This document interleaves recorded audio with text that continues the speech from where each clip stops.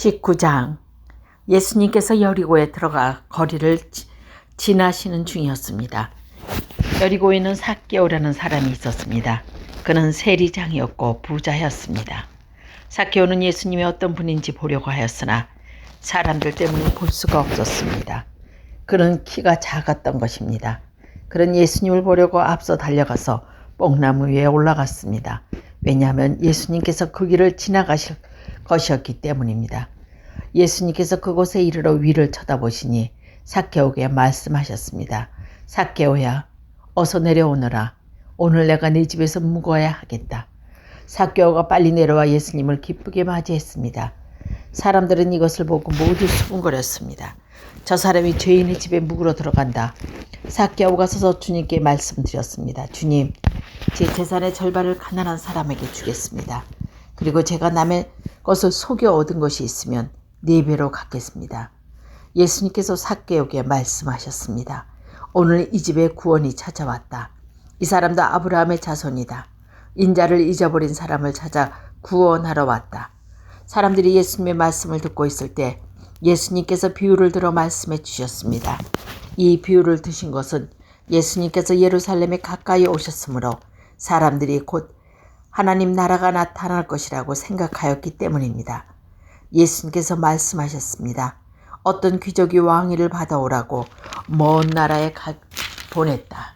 그는 10명 중에 종을 불러 한 문화씩 10문화의 돈을 나누어 주면서 말했다. 내가 돌아올 때까지 장사를 하여라. 그리고 그를 미워하여 밀사를 뒤따라 보내어 왕위를 줄 사람에게 말을 전했다. 우리는 이 사람이 우리의 왕이 되는 것을 원치 않습니다. 그러나 그 귀족은 왕위를 받아가지고 돌아와서 돈을 맡겼던 종들을 불러 장사를 어떻게 했는지 알아보려고 하였다. 첫 번째 종이 와서 말했다. 주인님, 주인님의 한 문화를 10문화로 만들었습니다. 왕이 그에게 말했다. 잘했다, 착한 종아. 내가 아주 작은 일에 충성하였으니 내가 10 마을을 맡기겠다. 두 번째 종도 와서 말했습니다. 주인님, 주인님의 한 문화를 5문화로 만들었습니다. 왕이 그에게 말했습니다. 내게는 5 마을을 맡기겠다. 그런데 다른 종이 와서 이렇게 말하였습니다. 주인님, 주인님의 돈을 보십시오. 내가 이것을 수건에 싸두었습니다. 주인님은 엄하신 분이라 제가 주인님을 두려워하여 그렇게 했습니다. 주인님은 맡기지 않는 것을 가져가고 심지도 않는 것을 거두어 들이십니다. 그러자 주인이 그에게 말했습니다. 이 악한 종아, 내가 한 말로 너희를 판단하겠다. 너는 내가 맡기지 않는 것을 가져가고 심지도 않은 것을 거두어 들이는 엄한 사람으로 알았느냐. 그렇다면 왜 내 돈을 은행에 맡겨 내가 돌아올 때 이자와 원금을 받게 하지 않았느냐. 그리고서 주인은 곁에 선 사람들에게 말했다. 저에게 있는 문화를 빼앗아 10문화 가진 사람에게 주어라. 그러자 사람들이 말했다. 주인님, 그에게는 이미 10문화가 있습니다. 내가 너에게 많았다. 있는 사람은 더 받을 것이고 없는 사람은 있는 것마저 빼앗을 것이다. 내가 왕이 되는 것을 원치 않던 내 원수들을 끌어다가 내 앞에서 죽여라. 예수님께서 이 말씀을 하시고 앞장서서 예루살렘을 향해 올라가셨습니다. 올리브산 근처에 있는 박베게의 베다니에 이르렀습니다. 예수님께서 2 제자를 보내셨습니다. 그리고 말씀하셨습니다. 맞은편 마을로 가거라. 그곳에 들어가면 아무도 타보지 않은 나귀 새끼 한 마리가 매어 있는 것을 볼 것이다. 그것을 풀어 이리로 끌고 오너라. 만일 누가 왜 나귀를 푸시오 하고 묻거든 주님께서 필요하시답니다. 라고 말하여라. 보냄을 받은 제자들이 가보니 예수님께서 말씀하신 대로 나귀 새끼를 발견했습니다. 그들이 나귀 새끼를 풀자 주인이 그에게 물었습니다. 왜 나귀 새끼를 푸시오? 제자들이 대답했습니다. 주인님께서 필요하시답니다. 제자들이 나귀를 예수님께 끌고 와서 자기의 겉옷을 벗어 나귀의 등에 펴고 예수님을 태웠습니다. 예수님께서 가실 때 사람들에게 겉옷을 벗어 길에 펼쳤습니다. 예수님께서 올리브산 비탈길 가까이 오셨을 때 모든 제자들이 기뻐하며 큰 소리로 하나님을 찬양하였습니다.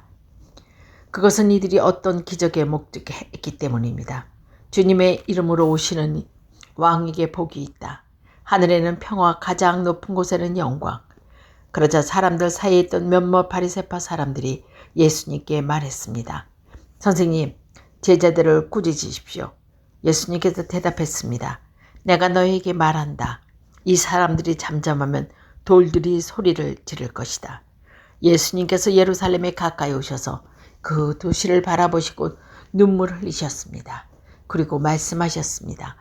오늘 내가 평화의 길을 알았더라면 좋았을 텐데 그러나 지금은 이것이 너에게 감춰져 있다. 내 원수들이 너를 향하여 흙덩이를 쌓고 너를 에워싸고 사방으로 포위할 때가 올 것이다. 그리고 너를 짓밟고 너와 함께한 자녀들도 짓밟을 것이다. 또한 돌 위에 또 다른 돌 하나도 남겨있지 않게 할 것이다. 이는 하나님께서 찾아온 때를 내가 깨닫지 못하기 때문이다. 예수님께서 성전에 들어가 장사하는 사람들을 내쫓기 시작하셨습니다.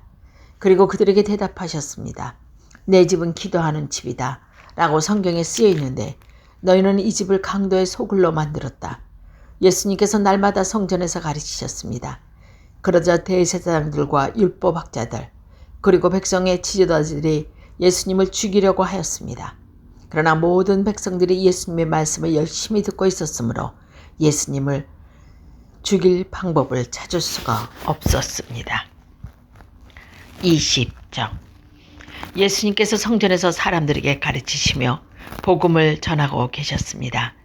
그때 대제사장들과 율법학자들이 장로들과 함께 예수님께 왔습니다. 그리고 예수님께 말씀하셨습니다. 당신이 무슨 권한으로 이런 일을 하는지 우리에게 말해주시오. 누가 이런 권한을 당신에게 주셨어? 예수님께서 그들에게 대답하였습니다. 나도 한 가지 물어보겠다. 내게 말하여라. 요한의 세례가 하늘로부터 왔느냐 아니면 사람에게서 왔느냐? 그들이 서로 의논하며 말했습니다. 만일 우리가 하늘에서 왔다고 말하면 왜 그를 믿지 않았느냐가 할 것이고 그렇다고 사람에게서 왔다고 말하면 모든 백성이 요한을 예언자로 하고 착진하고 있으므로 우리를 돌로 칠 것이다. 그래서 그들이 어디서 왔는지 모르겠다고 대답하였습니다. 예수님께서 그들에게 나도 무슨 권한으로 이런 일을 하는지 말하지 않겠다 하고 말씀하셨습니다. 예수님께서 사람들에게 이런 비유를 말씀하셨습니다. 어떤 사람이 포도원을 만들어 농부들에게 세를 주고 오랫동안 여행을 갔다. 포도철이 되어 그 사람들은 포도원의 수확 중에서 얼마를 거두리고 종 하나를 농부에게 보냈다. 그리고 포도원 농부들은 그를 때리고 빈손으로 돌려보냈다. 주인은 다른 종을 보냈다. 그러나 그 종을 때리고 온갖 모욕을 주고 빈손으로 돌려보냈다. 주인은 세 번째 종을 보냈다. 이 종에게도 농부들이 상처를 입혀 쫓아내었다. 포도원 주인은 말했다. 어떻게 할까? 내 사랑하는 아들을 보내야겠다. 아마도 내 아들은 존경할 것이다. 포도원 농부들이 그를 보고 서로 의논했다. 이 사람은 상속자다. 이 사람을 죽여 유산을 우리가 가로채자. 그들은 아들을 포도원 밖으로 끌어내어 죽었다. 그리고 포도원 주인이 농부는 어떻게 하겠느냐? 그가 돌아와 포도원 농부들을 죽이고 포도원을 다른 사람에게 넘길 것이다. 사람이 이 말씀을 듣고 말했습니다. 그런 일이 제발 일어나지 않았으면 좋겠습니다. 예수님께서 그들을 바라보며 말씀하셨습니다. 그러면 건축자의 버린 돌이 집 모퉁이의 머릿돌이 되었다고 기록된 것은 무슨 뜻이냐? 누구든지 그 돌 위에서 떨어져 지는 사람이 부서질 것이고 이 돌이 누구 위에 떨어지든 간 그를 가루로 만들 것이다. 율법학자와 대제사장들이 예수님께서 이 비유를 자기에게 빗대어 하셔 말씀인 줄 알았습니다. 그래서 즉시 예수님을 찾기를 바랐으나 사람을 두려워하였습니다. 율법학자와 대제사장들은 예수님을 지켜보았습니다. 그리고 의로운 사람인 척 가장한 정탐꾼을 보내서 예수님께 하시는 말씀 가운데 트집을 잡으려고 하였습니다. 그리고는 예수님을 총독에게 넘기려고 하였습니다. 이들이 예수님께 물었습니다. 선생님, 우리는 선생님이 옳게 말씀하시고 가르치는 것을 압니다.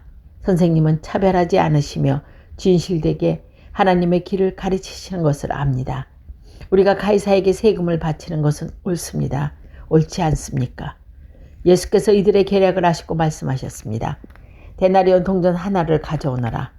이 돈이 누구의 얼굴에 이름이 새겨져 있느냐? 그들이 대답했습니다. 가이사의 것입니다. 예수님께서 그들에게 말씀하셨습니다. 가이사의 것은 가이사에게, 하나님의 것은 하나님께 바쳐라. 그들은 사람들 앞에서 예수님의 말씀을 트집 잡을 수가 없었습니다. 오히려 예수님의 대답에 놀라서 말문이 막히고 말았습니다. 부활이 없다고 말하는 사도계파 사람들 가운데 몇몇이 예수님께 왔습니다. 그리고 예수님께 물어봤습니다. 선생님, 모세는 형이 자식 없이 아내를 두고 죽으면 동생이 형수와 결혼하고 형을 위해서 자식을 낳아야 한다고 했습니다. 그런데 7 형제가 있었습니다. 첫째가 아내를 얻었으나 자식이 없이 죽었습니다. 그리고 둘째도 자식 없이 죽었습니다. 셋째도 마찬가지였습니다. 결국 7 형제가 모두 자식이 없어 죽었습니다. 마침내 그 여자도 죽었습니다. 그런데 부활 때 그는 누구의 아내가 되어야 합니까?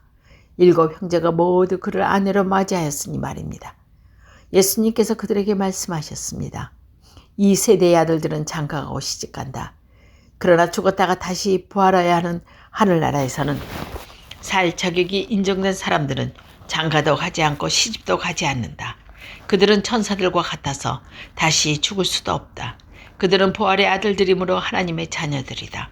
죽은 사람들이 부활에 대해서는 모세도 떨기나무 가운데 나오는 제목에 잘 보여주었다. 모세는 주님을 아브라함의 하나님, 이삭의 하나님, 야곱의 하나님이라고 하였다. 하나님은 죽은 사람들이 하나님의 아들이 아니라 살아있는 사람의 하나님이시다. 이는 모두를 하나님에 대해서 살아있다. 율법학자 몇 사람이 대답하였습니다. 선생님, 옳은 말씀을 하셨습니다. 선생님들은 예수님께 감히 더 이상 묻지 못했습니다. 예수님께서 그들에게 말씀하셨습니다. 사람들이 왜 그리스도를 다윗의 아들이라고 하느냐? 다윗이 시편에서 직접 말하였다. 내 주께서 말씀하셨습니다. 너는 내 오른쪽에 앉아라. 내가 내 원수들은 내 발판으로 삼을 때까지. 다윗이 그리스도를 주님이라고 하였는데 어떻게 그리스도가 다윗의 자손이 되겠느냐? 모든 백성들이 듣고 있을 때에 예수님께서 제자들에게 말씀하셨습니다. 율법학자들은 주의하라. 이들은 긴 옷을 입고 다니는 것을 좋아하며 시장에서 인사받는 것과 회당과 잔치의 윗자리를 좋아한다. 이들은 과부의 집을 삼키며 남에게 보이려고 길게 기도한다. 이들은 더 큰 심판을 받을 것이다. 21장. 예수님께서 부자들이 헌금함에 헌금을 넣는 것을 보셨습니다. 한 가난한 과부가 렙돈 동전 2개를 넣는 것을 보셨습니다. 예수님께서 말씀하셨습니다. 내가 진정으로 너에게 말한다. 이 가난한 과부가 그 누구보다도 더 많은 헌금을 하였다. 이 사람들이 다 넉넉한 가운데서 헌금을 드렸다. 그러나 이 여자는 매우 가난한 가운데서 가지고 있는 생활비 전부를 드렸다. 몇몇 사람이 성전에 대해 아름다운 돌과 헌금으로 꾸며졌다고 이야기하였습니다. 그러자 예수님께서 말씀하셨습니다. 너희가 지금 보고 있는 이것들이 돌 하나도 돌 위에 남아있지 않고 다 무너질 날이 올 것이다. 제자들이 예수님께 물었습니다. 선생님, 언제 이런 일이 일어날까요? 그리고 이런 일이 일어날 때 어떤 징조가 나타나겠습니까? 예수님께서 그들에게 말씀하셨습니다. 너희가 속지 않도록 조심하여라. 많은 사람이 내 이름으로 와서 내가 그리스도라 하거나 때가 왔다고 말할 것이다. 그러나 그들을 따라가지 마라. 전쟁과 난리의 소식을 들을 때 두려워하지 마라. 이런 일이 먼저 일어나야 하겠으나 종말이 바로 뒤따라 오는 것은 아니다. 예수님께서 계속해서 그들에게 말씀하셨습니다. 나라가 나라를 대항하여 일어나고 왕국이 왕국을 맞서 일어날 것이다. 큰 지진이 있을 것이며 여러 곳에서 질병과 기근이 있을 것이다. 하늘로부터 무서운 일과 큰 징조가 있을 것이다. 그러나 이 모든 일이 일어나기 전에 사람들이 너희를 잡고 박해할 것이다. 또한 너희를 회당과 감옥에 넘길 것이다. 너희는 내 이름 때문에 왕과 총독 앞에 끌려갈 것이다.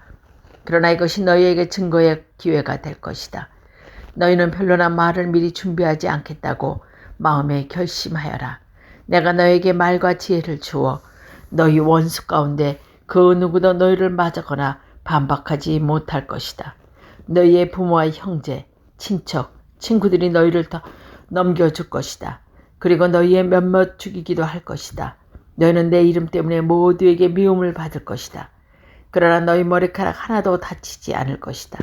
너희는 인내함으로 생명을 얻을 것이다. 예루살렘 군대에 포위당한 것을 보면 예루살렘의 파괴가 곧 다가왔다는 것을 깨달아라. 그때 유대에 있는 사람들은 산으로 도망하여라. 예루살렘 안에 있는 사람들은 빨리 빠져나가거라. 시골에 있는 사람은 예루살렘 안으로 들어가지 마라. 그것은 그날이 바로 징벌의 날이기 때문이다. 기록된 모든 것이 이루어질 것이다. 그날에는 임신한 여자와 아기에게도 젖먹이는 여자에게도 화가 있다. 땅에는 큰 고통이 닥치고 진노가 이 백성을 내릴 것이다. 그들의 칼날에 쓰러질 것이며 여러 나라에서 포로로 붙잡혀 갈 것이다. 이방인의 때가 끝날 때까지 예루살렘은 이방인의 발에 짓밟힐 것이다. 해와 달과 별들에게서 징조가 있을 것이다. 땅에서는 민족들이 바다와 파도의 소리에 당할 것이다. 사람들은 세상에 닥칠 일을 예상하여 두려워하고 기절할 것이다. 이것은 하늘에 있는 권세가 흔들릴 것이기 때문이다. 그때 사람들은 인자가 구름을 타고 능력과 큰 영광으로 오는 것을 볼 것이다. 이러한 일이 일어나기 시작할 때 이로써 너희의 머리를 들어라. 이는 너희의 구원이 가까워오기 때문이다. 예수님께서 이런 비유를 말씀하셨습니다. 무화과 나무와 다른 모든 나무들을 보아라. 잎사귀가 돋는 것을 보면 너희는 여름이 가까이 왔다는 것을 알 것이다. 이와 같이 너희가 이런 일이 일어나는 것을 볼 때 하나님 나라가 가까워진 줄 깨달아라. 내가 진정으로 너희에게 말한다. 이 세대가 다 지나가기 전에 이 모든 일들이 일어날 것이다. 하늘과 땅은 없어질지라도 내 말은 결코 없어지지 않을 것이다. 내 마음의 방탕과 술 취함이 삶의 걱정으로 무겁게 눌리지 않도록 하여라. 그날이 마치 덫처럼 갑자기 내게 닥쳐올 것이다. 그날은 온 땅 위에 살고 있는 모든 사람에게 다가올 것이다. 일어나 이 모든 일을 피할 힘을 얻고 인자 앞에 서기 위하여 항상 기도하며 깨어 있어라. 예수님께서 낮에는 성전에서 가르치시고 밤에는 밖으로 나가셔서 올리브라고 부르는 산에 지내셨습니다. 모든 사람들은 아침 일찍 일어나 예수님께 말씀을 드리라고 성전으로 나왔습니다.